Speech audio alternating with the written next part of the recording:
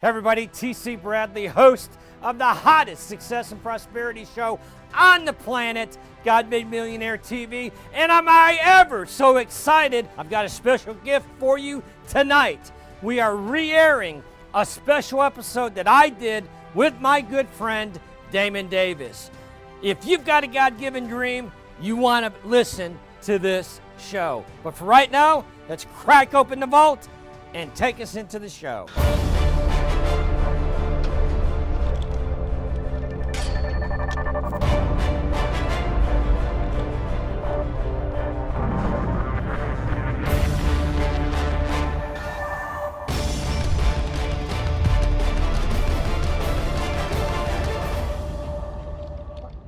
What that sound is, by the way. What sound is that? This is the sound of dice, which is really about how most people run their financial lives. Seriously. Right. I mean, I guess that's how I'll do this year. I guess this is where my career is going. I guess this is how I'm going to pay the bills. I'm not trying to offend anybody. And certainly to those religious folk who might be watching and asking why Damon is playing with dice on a faith-based network. I'm being illustrative here of how a lot of us approach money, understand money, process money, manage money. And then you got this other group of folk, and I've been there, by the way, not insulting anyone. I have been there. I have lived there. And this is kind of how we live. That's debt. And we have no idea how to get from there to where your book says we can be, where we are not just doing okay, but our financial life is overflowing to the point where we are what the Bible talks about, so solid. Right. So solid. Come on. Blessed. Yes. To be a blessing. You talk about that in your book, God Made Millionaire. And by the way, welcome back to the show. I understand that the last time we were together, and many of you watching are tuning in again, either online or by way of this network, and are so happy that you're here because they got your first book. And if you didn't, by the way, I'm going to put the image up. There it is. We'll put that right up. If you haven't gotten that book, get that book.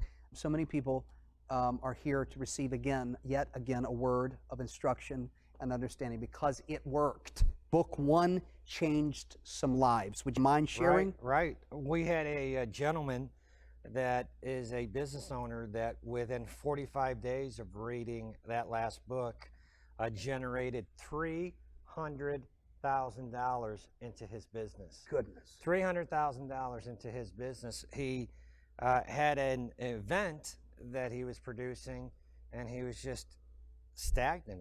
Nothing was happening with it, and within 45 days, over $300,000 cash flow into his business. And then there's a lady that that contacted me. Her daddy saw the show, the last show we did, and ordered the book for her birthday in the month of December, and she generated, just reading the first 3 chapters, she generated $10,000 cash in the month of December. Well, the reading of the 3 chapters is not what makes money flow.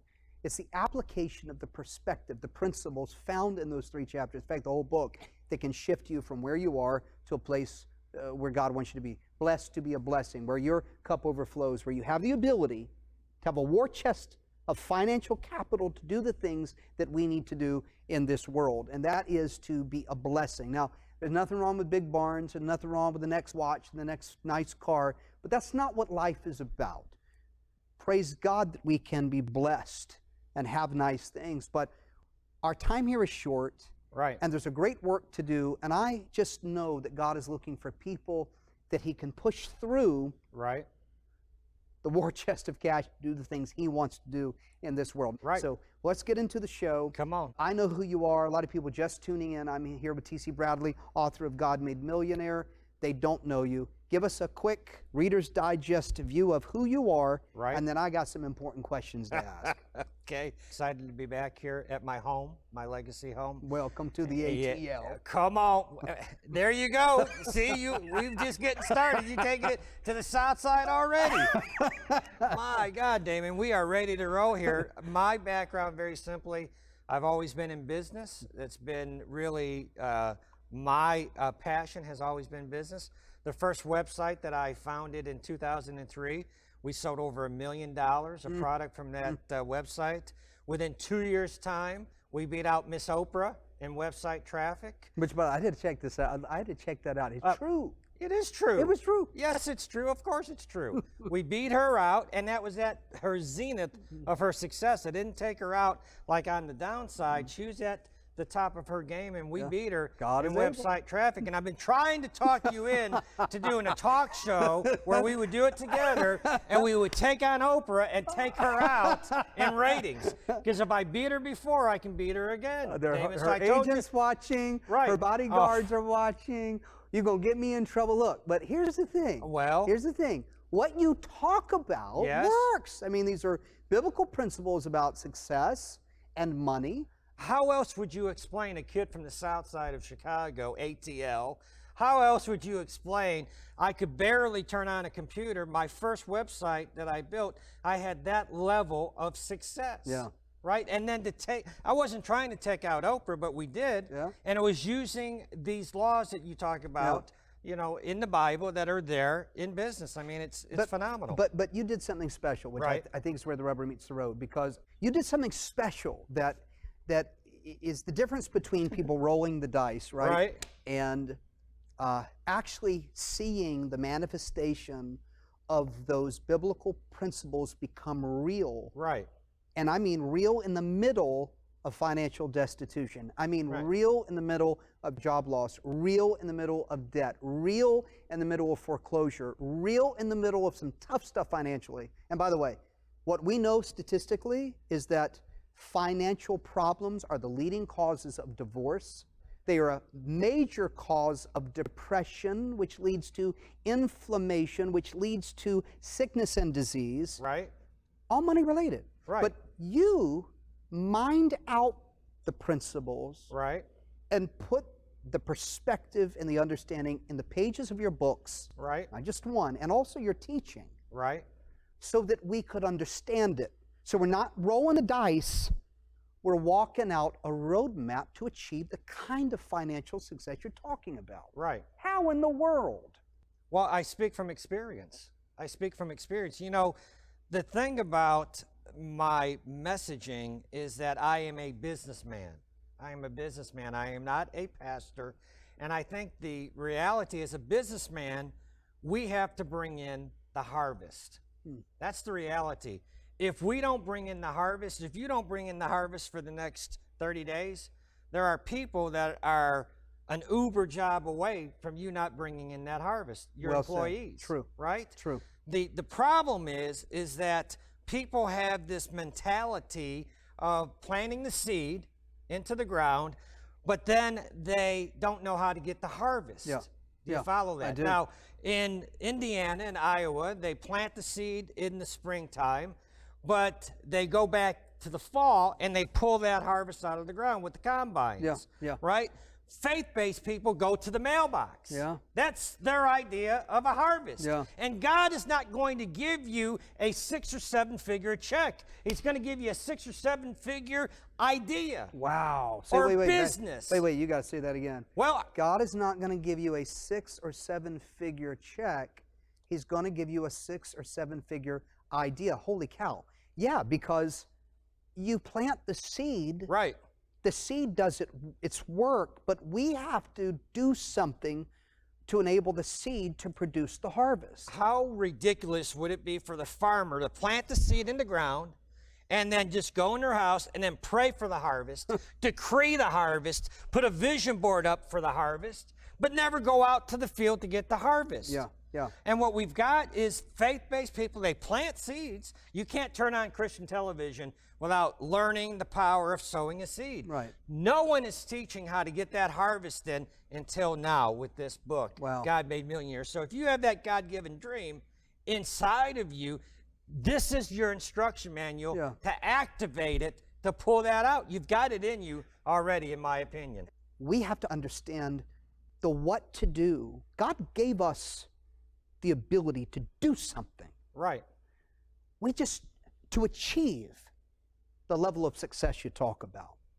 It all starts with an idea and a strategy. And your book, by the way, tells us how to tap into that.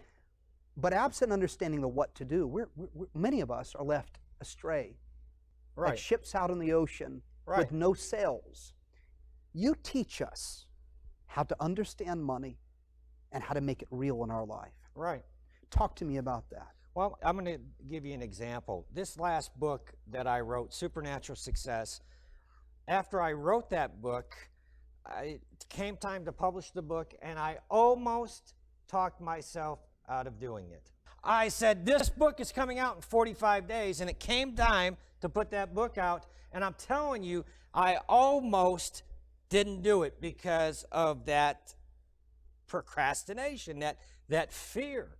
And I think more million-dollar ideas are killed by procrastination than anything else. Within 45 days after publishing that book, I signed that major TV deal to come on your show. Mm-hmm. And I was sitting in my office, Damon. I was sitting in my office before I came here, and I was just thanking the Lord for his goodness and for opening this door that was opened. And I said, God, you've been so good, and if it wasn't for you, you opened this door. God said, I had nothing to do with that.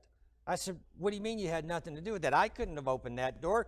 You opened that door. He said, no, son, I didn't. Now, here I am having an argument with the Lord in my office, and I'm trying to win this argument. How many times have you done that? Well, here I am having this argument, and he said, no, your faith opened that door. Wow. Your faith opened the door. And I said, okay, all right, Lord, I'm all ears. How did my faith open the door? He said, you published the book. Wow. You almost didn't do it. You published the book. You talked yourself out of so many. God has already given you the 6- and 7-figure dream. Yeah. If you're on this show, if you're watching the show, it's not by accident. You've already got that planted. What you've got to learn is the instructions to activate that dream and make it a reality. It's already there. Yeah. It's already there. When they lowered that paralytic man Right. down that hole in that roof where Right. Jesus was teaching, healing came. We fail to understand the journey to get a paralytic man to the roof anyway. Right.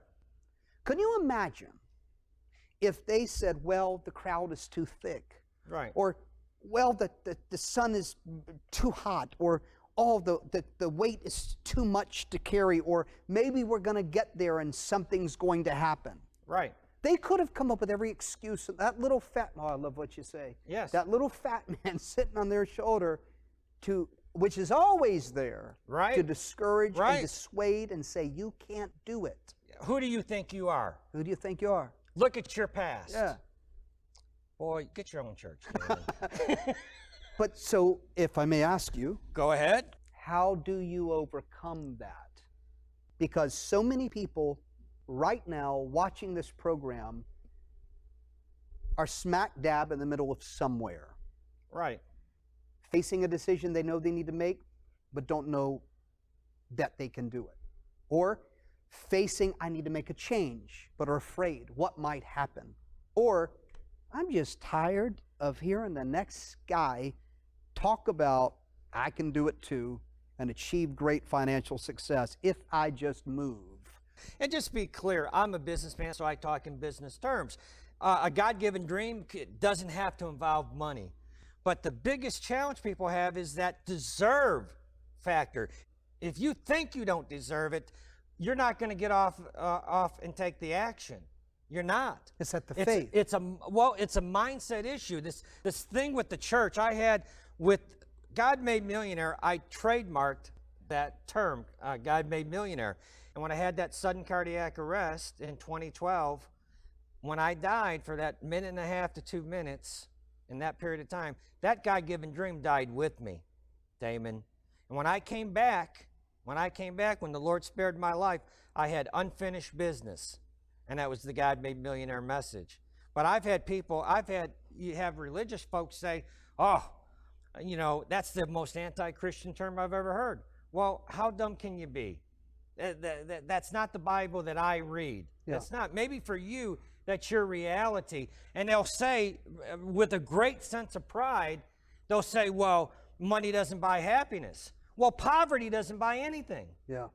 It takes funds. I'm on Facebook, and every day on my Facebook, there's GoFundMe accounts that come up that people need help. And people criticize the church over money.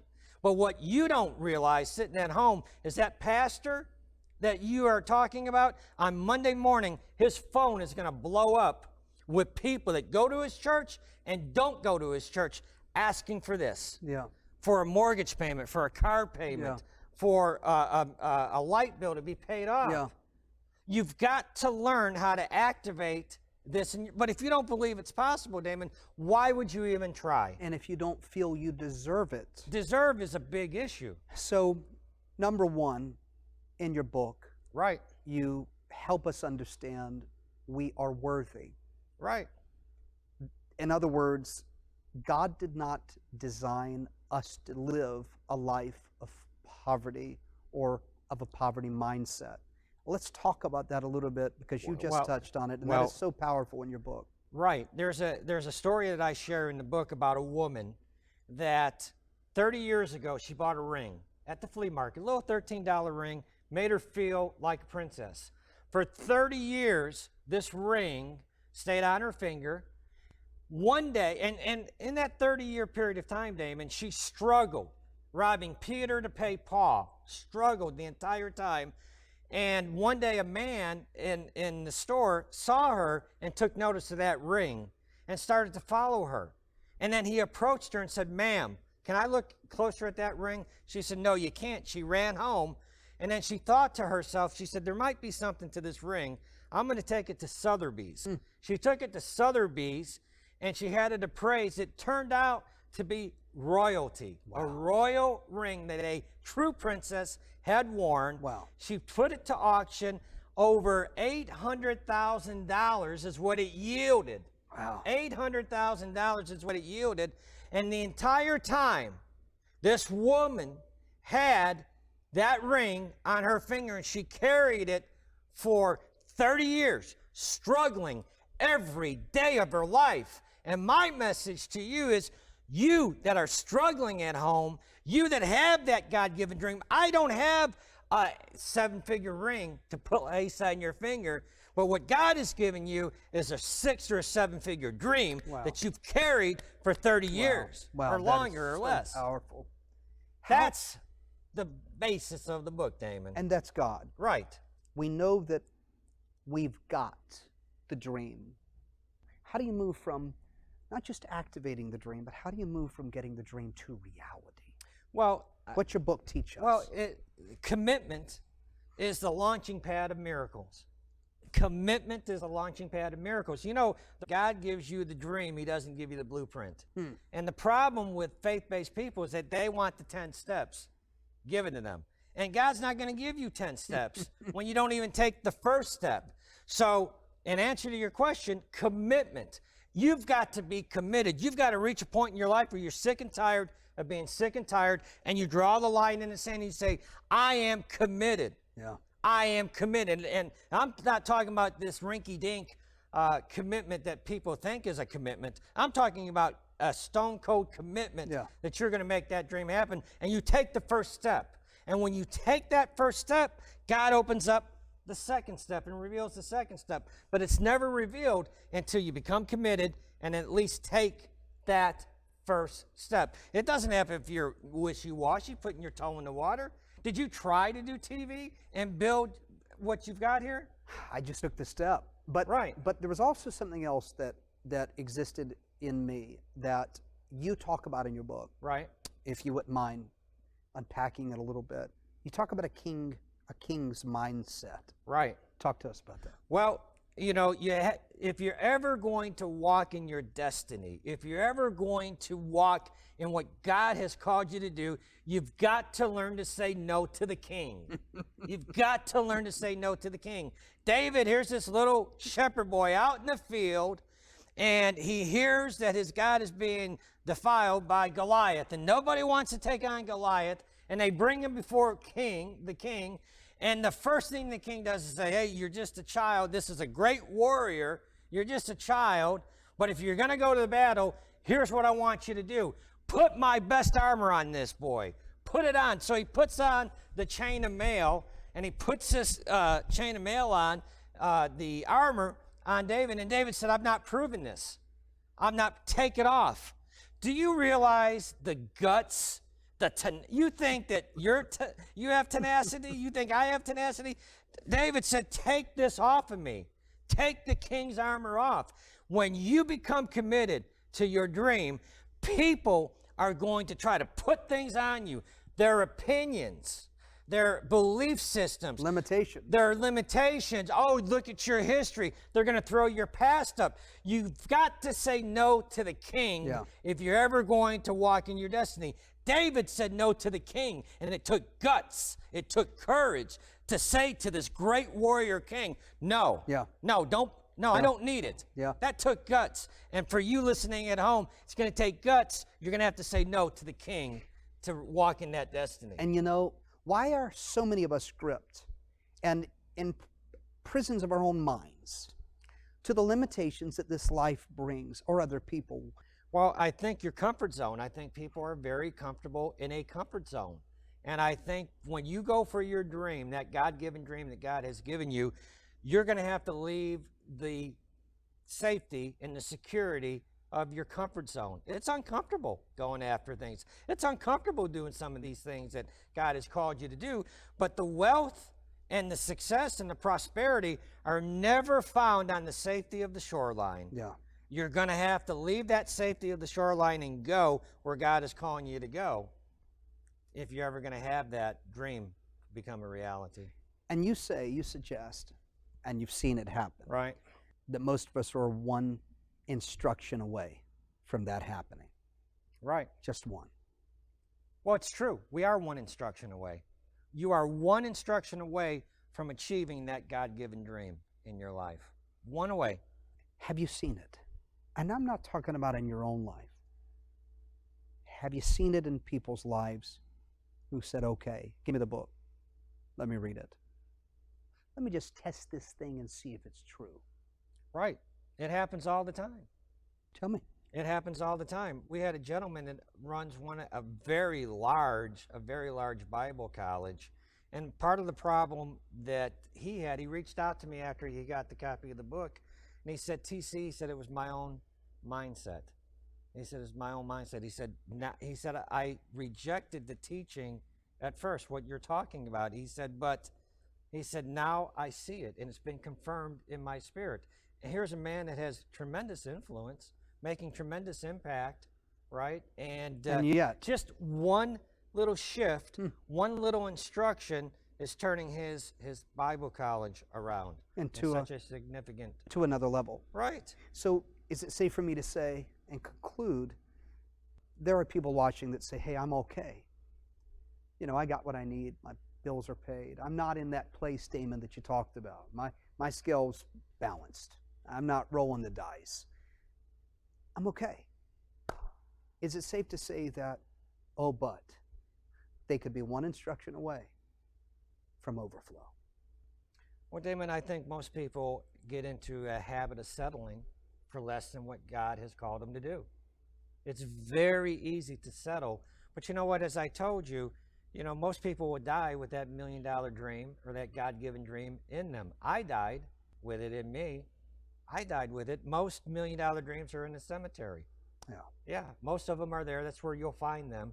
And when I came back, when I came back to life and God gave me another shot at the title, so to speak, I am just committed that the next time that I check out, I'm going to be empty. I'm not going to have any dreams that I have that I'm going to take with me. I'm just not. I think it was Miles Monroe. Right. The richest place in the world is the graveyard. Right. There you will find dreams. Right. There you will find the greatest songs ever written and never sang. There you will find inventions that never saw the light of day. I believe what you're doing is, as Delatorre McNeil said, you're moving people from the graveyard to greatness. Right. And it's possible. Right. So you have no doubt, Oh, there's no doubt. no doubt No, that no none. matter where they are, Right. no matter what they're going through, if they take a step, if they move forward now, committed, it's going to happen. If they do that, I'm your huckleberry. Yeah, this is if they do that, they want this book, without question. Thank you, sir. You're welcome. And thank you. I need you to understand that Jesus spent 30 years in preparation for the greatest 3 years of his life. So you may be sitting there and saying, it's too late, come too far. In an instant, it starts with a decision. God can shift everything. And the last 10 years, 15 years, 20 years of your life, such a training ground for the greatest days of your life. I'll say something once more. You've heard me say this before in this program.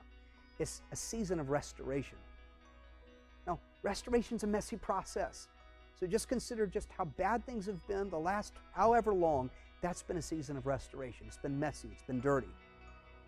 But when God restores a thing, he doesn't move it back to the way it was. He restores it to its original intent. What was your original intent?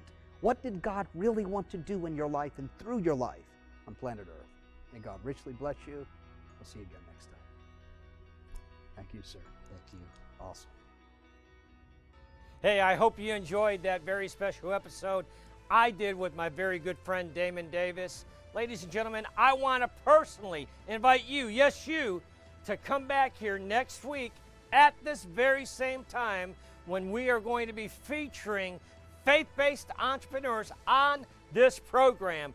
People that God has given a God-given dream to, and we're going to give them a spotlight to speak to the nations. Over 200 nations in prime time, baby. 9 o'clock Eastern Standard Time. You want to set your DVRs right here, right now, for this spot, especially if you've been given a God-given dream that you haven't activated yet. See you next week.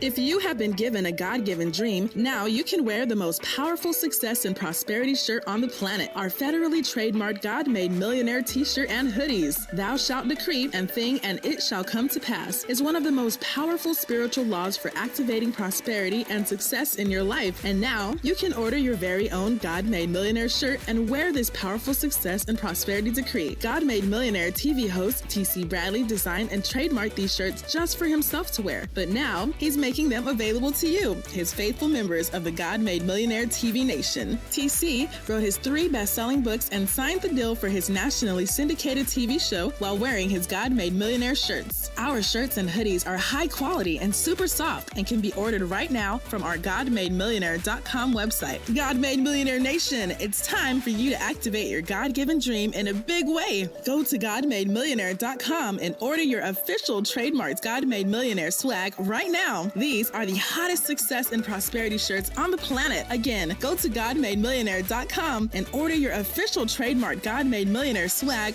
right now.